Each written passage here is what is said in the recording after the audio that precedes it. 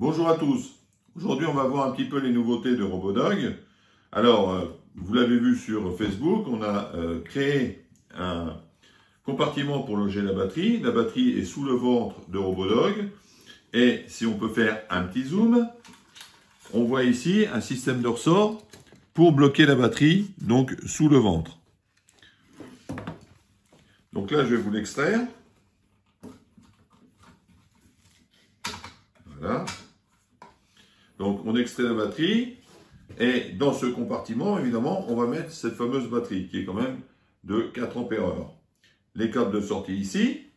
Alors, on s'est dit, ben oui, mais à tous les coups, quand on va programmer, au début, on ne va pas maîtriser le sujet, donc le robot va bouger, on va risquer de bloquer les servomoteurs, enfin, tout ce qu'on peut imaginer.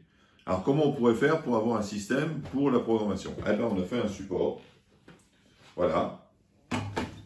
Alors, vous faites ou vous ne faites pas. Enfin, nous, on l'a créé pour que ce soit plus facile d'accès pour programmer. Donc, on a fait un support en 4 parties. Donc, une partie inférieure où c'est évidé à l'intérieur et vous pouvez mettre un roulement ou quelque chose de lourd à l'intérieur. Et puis, vous avez un carter dessus. Vous avez la patte de fixation et les deux fameux ergots qui remplacent les deux ergots du chargeur. Tout est monté avec des inserts en laiton de façon que, au niveau mécanique, ça tienne dans le temps.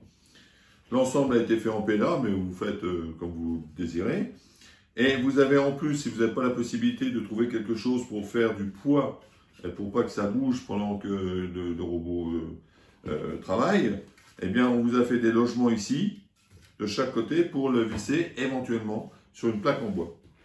Donc, le robot, on le prend. On le fixe sur la partie.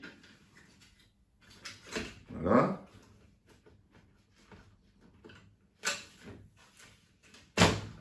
Voilà, c'est fixé. Je vais le repositionner à peu près correctement. Voilà, ça c'est fait. Et voilà, notre robot est monté sur le support. Un petit coup, voilà.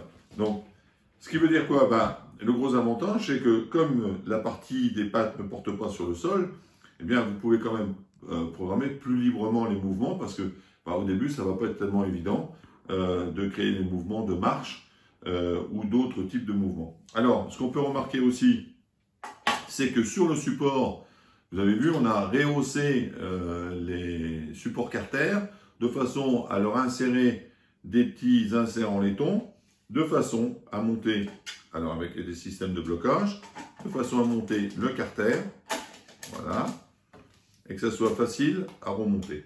Voilà. Voilà, ça c'est une bonne manip.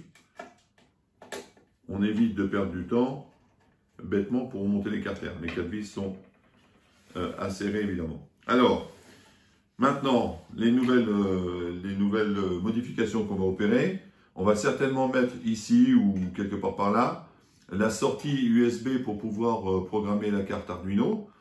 Alors, il y en aura une avec un carter pour une carte Arduino et il y aura le même type de carter mais pour une carte Raspberry.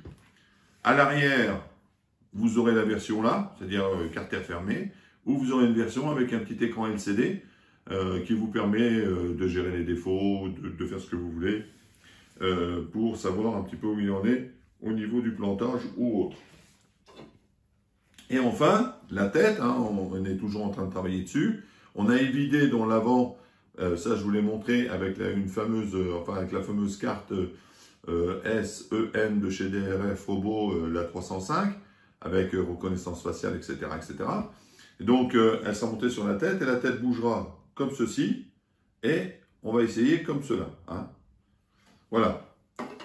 Donc, vous savez tout. Je vous dis donc à la prochaine fois. Au revoir.